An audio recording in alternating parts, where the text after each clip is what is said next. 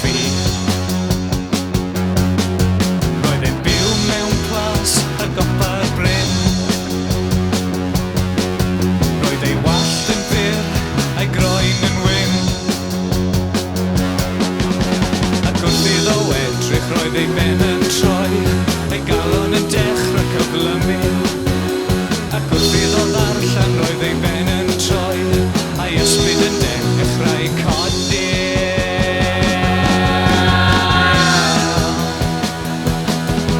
Roedd o'r saint i'w fam a phlant o wlad.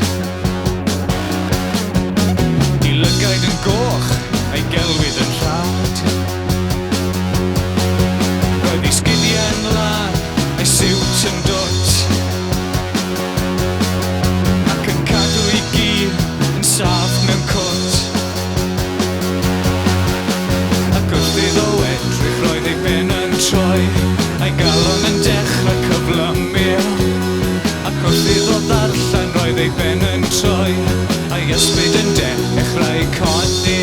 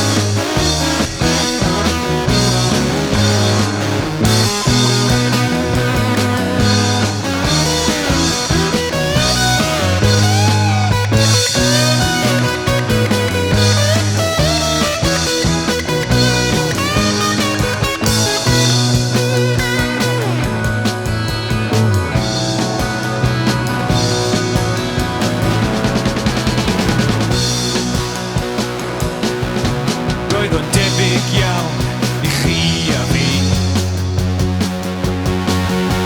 Y dyn oedd yn hoffi pornograffi. Roedd ganddo neb i alw yn ffrind. Ni wyddai byth lle roedd yn mynd. Ac wrth iddo edrych roedd ei ben yn troi, a'i galon yn dechrau cyflymu. Ac wrth iddo ddarllen roedd ei ben yn troi, a'i ysbryd